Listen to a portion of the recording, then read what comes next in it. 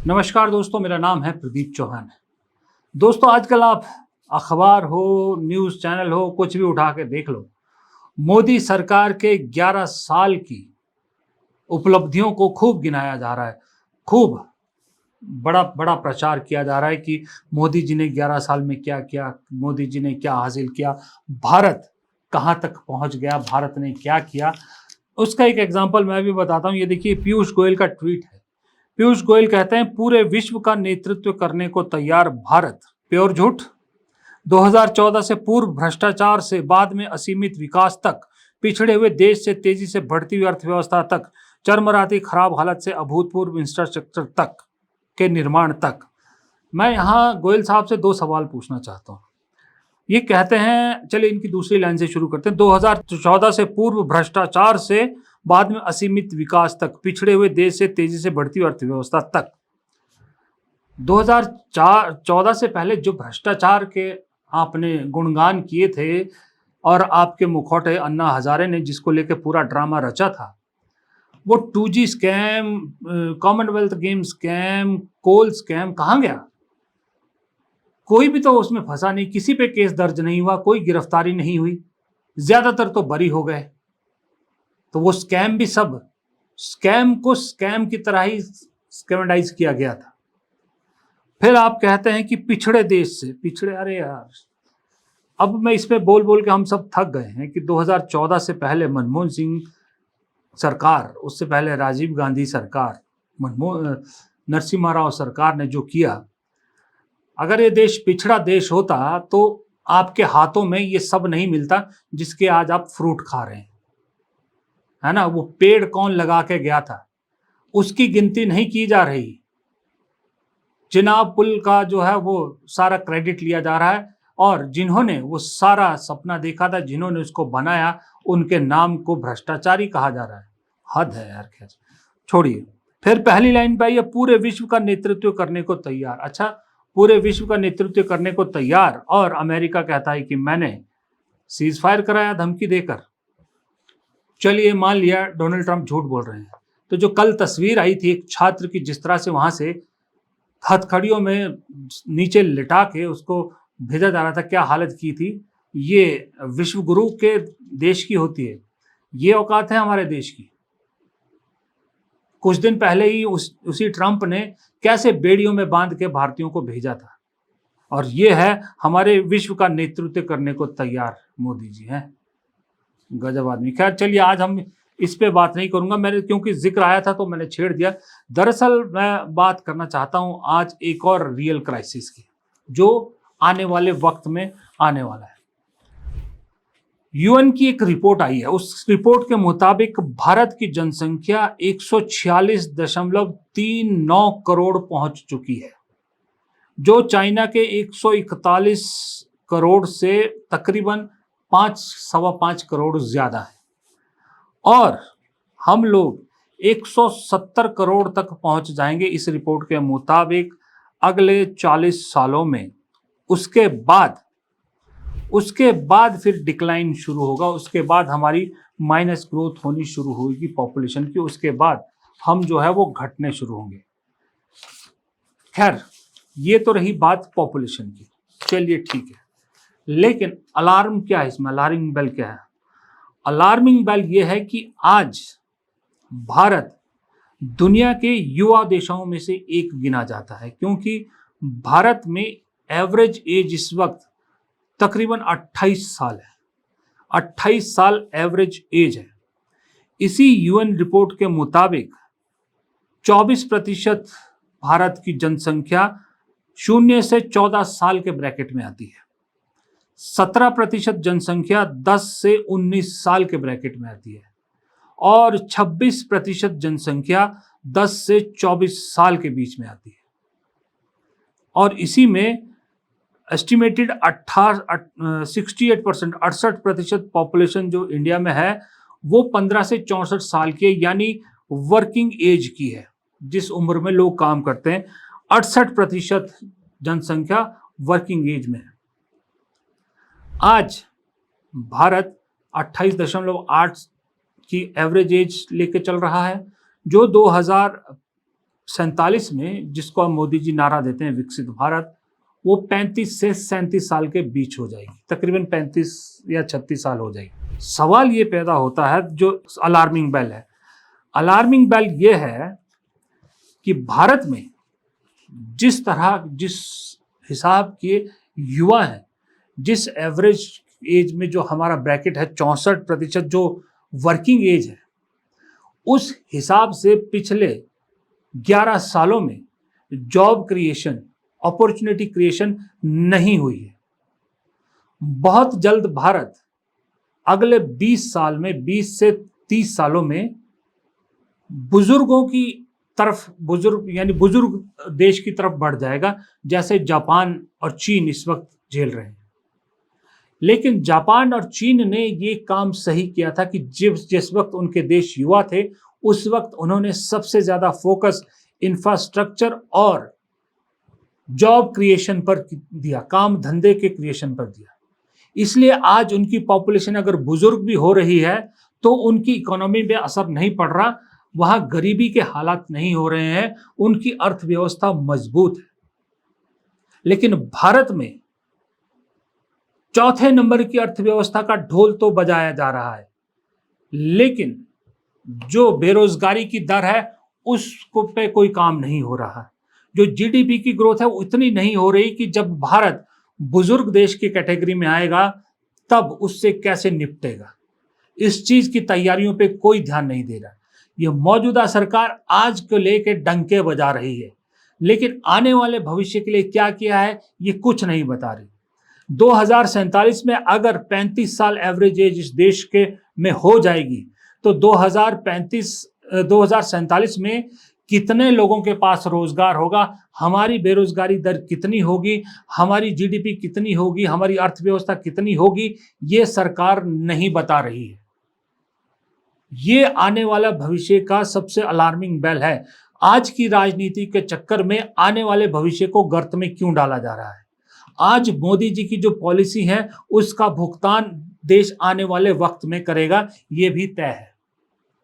क्योंकि आप कहते हो चौथे नंबर की जीडीपी हम बन गए, चौथे नंबर की जीडीपी हम बन गए हैं, लेकिन कभी आपने ये देखा है, इस बारे में बात की है कि भारत में आज भी जो पर कैपिटा इनकम है, जिस जापान को आप पीछे छोड़ने की बात करते हो, उस जापान से कम है। भारत की पर कैपिटा इनकम जो अभी तकरीबन 2878 यूएस डॉलर है, वो जापान की 33,955.60 डॉलर से कहीं पीछे है। 8.5% रफली हम स्टैंड करते हैं और जापान हमसे तकरीबन 11.8% ज्यादा कमाता है जापान का हर व्यक्ति। ओवरऑल आपने इतना ढिंडोरा जीडीपी का पीट लिया, उसको हमें क्या करना है अर्थव्यवस्था का? पर कैपिटा से है लोगों को मतलब। ये बहुत सारे लोग एग्जांपल देते हैं, मैंने भी कई बार समझाया कि ये इस देश की जनता को समझना पड़ेगा कि एक घर में 4 लोग रहते हैं, उनकी कमाई 2000 रुपया महीना है। एक घर में 8 लोग रहते हैं, उनकी कमाई 2500 रुपया प्रति महीना है। सरकार आपको बताएगी कि जिस घर में 8 लोग रहते हैं वो उनकी इकोनॉमी ज्यादा स्ट्रांग है क्योंकि वो 2500 कमाते हैं, वो ज्यादा मजबूत अर्थव्यवस्था है, वो चौथे नंबर की है। तीसरे नंबर उससे पीछे जो अर्थव्यवस्था है वो सिर्फ 2000 रुपया महीना कमाती है। लेकिन असल हकीकत यह है कि उस 2000 कमाने वाले घर में खाने वाले 4 हैं और उस 2500 कमाने वाले घर में खाने वाले 8 हैं। तो आप हिसाब लगाइए किसके हिस्से में कितना आता है, तो कौन सा घर ज्यादा समृद्ध है, कौन सा परिवार ज्यादा समृद्ध है। ये है खेल सारा। ये इतना मोटा सा खेल इस देश की जनता को क्यों समझ में नहीं आता, ये किसी की समझ में नहीं आ रहा। दरअसल मेरी समझ में तो बिल्कुल नहीं आ रहा कि इतने कोई अंधे कैसे हो सकते हैं, इतने कोई दिमाग से पैदल कैसे किसी देश की जनता हो सकती है कि इतनी मोटी मोटी सी बात समझ में नहीं आ रही कि जो भारत की चौथे नंबर की अर्थव्यवस्था आपको दिखाई जा रही है, उसमें बड़ा पोर्शन तो उन 1-2% लोगों का है जो बड़े धनाढ्य है, अडानी अंबानी टाइप्स, टाटा टाइप्स। वो ओवरऑल करके दिखाया जा रहा है कि भारत की इतनी इकोनॉमी है, लेकिन 98% लोगों के हिस्से में कितनी आती है उसको आप देखिए। उस 4 नंबर की जीडीपी में से 98% लोगों का हिस्सा कितना है वो देखिए, उसको बांटिए, तब समझिए कि देश की स्थिति हमारी ज्यादा अच्छी है या जापान में ज्यादा अच्छी है, जो हमसे तकरीबन 12 गुना ज्यादा कमाते हैं। ये कहानी है, ये सच्चाई है, ये बताया नहीं जा रहा आपको। और ऊपर से आने वाले वक्त में देश हमारा बुजुर्ग होगा तब हालत और भी खराब होगी। एक स्टडी के मुताबिक, यूनाइटेड नेशन की एक स्टडी के मुताबिक 2050 तक भारत में 20% पॉपुलेशन जो है हमारी जनसंख्या का बुजुर्गों का होगा। 20% ऐसे लोग होंगे हमारे देश में जो 64-65 साल की उम्र के ऊपर के होंगे। 20% तो उनकी होगी 2050 में। यानी आज की डेट में 2025 में अगर कोई इस वक्त 65 साल का है तो आज वो 40 साल का है। आज उसको सख्त जरूरत है अच्छे रोजगार की, अच्छी कमाई की, अच्छी पर कैपिटा की, ताकि वो आने वाले वक्त में जब बुजुर्गों की इतनी संख्या हो जाएगी तब उसका बुढ़ापा अच्छे से कटे। लेकिन आज का जो 40 साल का युवा पुरुष, जो आप कह लीजिए, इस देश का है, पूछ लीजिए, चाहे वो महिला है चाहे वो पुरुष है, जो मर्जी कहिए, पूछिए जरा 40 साल वाले को कि क्या या कितने ऐसे हैं जो रोजमर्रा की जिंदगी से, हर महीने के टोटल खर्च से बचा के अपनी उस उम्र के लिए कुछ बचाने की हालत में है। 100 में से 5 भी नहीं मिलेंगे जो कहेंगे कि हाँ यार, मैं 2050 के लिए, जब मैं बूढ़ा हो जाऊंगा 65 साल का, तब के लिए मैं इतना बचा सकता हूं कि मैं किसी पे डिपेंडेंट नहीं रहूंगा। देखिएगा, इस तरह के सर्वे होते भी होंगे लेकिन वो सामने नहीं लाते। खुद टाइम्स ऑफ इंडिया की रिपोर्ट कह रही है कि मोदी के 11 साल के बाद इकोनॉमी गुड है। इकोनॉमी तो मतलब वही ओवरऑल जो टोटल का दिखाया जा रहा है, but job creation, land and labour reforms need a push. नौकरियों की और लैंड रिफॉर्म्स, लेबर रिफॉर्म्स को पुश करने की जरूरत है, इसमें बदलाव की जरूरत है, लेकिन वो हो नहीं रहा क्योंकि भारत में अनएम्प्लॉयमेंट, बेरोजगारी कम नहीं हो रही। एक स्टडी के मुताबिक, एक और स्टडी बता रहा हूं कि भारत में ये जो बेरोजगारी दर इस वक्त है, इसके कारण क्या है, क्यों भारत की बेरोजगारी कम नहीं हो पा रही। पहला कारण उन्होंने बताया ग्लोबल फाइनेंशियल क्राइसिस 2008-2009 में, जो पूरी दुनिया में आर्थिक हाहाकार मचा था उस वक्त। हालांकि मनमोहन सिंह क्योंकि अर्थशास्त्री थे, उन्होंने भारत की अर्थव्यवस्था को बचा लिया था उस इतने बड़े तगड़े झटके से जब दुनिया के बड़े बड़े देशों की इकोनॉमी ढह गई थी तब। दूसरा कारण देखिए, वो तो दुनिया भर में हुआ था ना। दूसरा कारण देखिए, डीमोनेटाइजेशन, जिसको राहुल गांधी अक्सर कहते हैं कि एक बहुत बड़ा एक वो था, ये जुल्म था इस देश की जनता पर, बिना सोचे समझे किया गया फैसला, उसकी वजह से बेरोजगारी बढ़ी।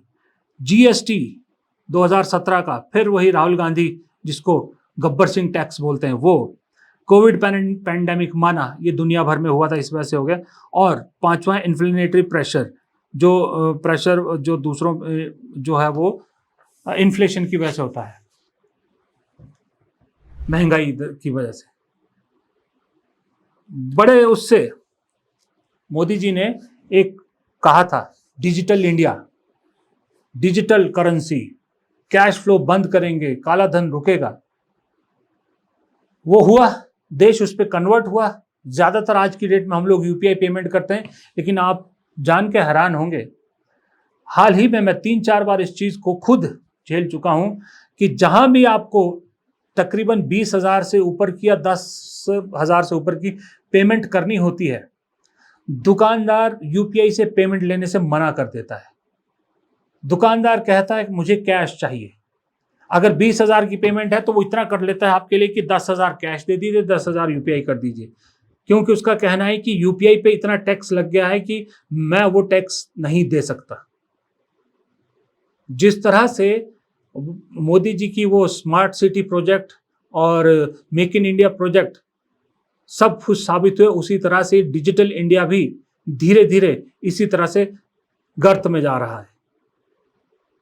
इन सब चीजों को शुरू तो कर दिया गया। मैंने कहा ना कि आज की पॉपुलैरिटी के लिए जो है, अपनी पॉपुलैरिटी बढ़ाने के लिए सब स्टंट कर दिए गए, पीआर एक्सरसाइज कर दी गई, लेकिन आने वाले वक्त में देश पर क्या भविष्य होगा, देश पर क्या असर होगा, इसका इसके बारे में कुछ नहीं सोचा। और जब देश बुजुर्ग देशों की कैटेगरी में आ जाएगा तब इस देश की हालत क्या होगी, ये कोई नहीं सोच रहा, इस पर कोई बात नहीं कर रहे। जबकि मेरे हिसाब से ये बहुत इम्पोर्टेंट इशू है। इसीलिए मोदी जी के 11 साल, कांग्रेस ठीक कहती है कि 11 साल छलावे के 11 साल थे, विकास के नहीं। शुरुआत उन्होंने सपने लोगों को दिखाए और 11 साल पूरे होते होते सिंदूर उजाड़ने तक पहुंच गए। इन 11 सालों में भारतीय जनता पार्टी के नेतागण खूब ढिंढोरा पीट रहे हैं, धुआंधार भाषण दे रहे हैं, लेकिन यदि देखें इन 11 सालों में मिला क्या है तो एक एक योजनाएं पूरी तरह से विफल और धुआं हो चुका है। मोदी जी की पूरी राजनीतिक यात्रा देखें तो विघटन और विभाजन की राजनीति रही है। 11 साल के इतिहास को याद करिए। सत्ताधारी भारतीय जनता पार्टी ने विघटन विभाजन की राजनीति की और पूरे देश में सभी समाज के लोग असुरक्षित महसूस कर रहे हैं, असुरक्षा की भावना से घिरे हुए हैं और बार बार प्रधानमंत्री जी अपने भाषणों से उसमें घी डालने का काम कर रहे हैं। खैर, इसका अंदाजा आप इस चीज से भी लगा सकते हैं कि जो मोदी जी के 11 साल की कामयाबियां गिनाई जा रही हैं, उनकी लिस्ट आप देख लीजिए और किसी और देश के जो नेता अपनी कामयाबी की लिस्ट गिनवाते हैं उस पर देख लीजिए। वहाँ ये लिखा मिलेगा आपको कि फाइनेंशियल उसके लिए, इंडस्ट्री सेक्टर के लिए हमने क्या किया, एम्प्लॉयमेंट के लिए हमने क्या किया, यूथ्स के लिए हमने क्या किया, खेलों के लिए हमने क्या किया, हेल्थ सेक्टर में हमने क्या किया, एजुकेशन सेक्टर में हमने क्या किया, इंफ्रास्ट्रक्चर में हमने क्या किया, इलेक्ट्रिसिटी में क्या किया, ट्रांसपोर्टेशन में क्या किया, इस तरह की चीज़ें आपको मिलेंगी। लेकिन मोदी जी की 11 साल की कामयाबी की लिस्ट में क्या मिल रहा है आपको? हमने 370 हटाया, हमने राम मंदिर बनाया, हमने वक्फ बिल लाया, हमने सीए कानून बनाया, हमने एनआरसी किया, हमने डिमका किया, हमने फलाना किया। ये सारी चीज़ें, इन सब चीज़ों का ना तो देश की इकोनॉमी पे कोई फ़र्क पड़ता है और ना हमारी आपकी रोज़मर्रा की ज़िंदगी पे कोई फ़र्क पड़ता है। पता नहीं कब तक हम लोग ऐसे ही इन्हीं छलाओं में बेवकूफ़ बनते रहेंगे।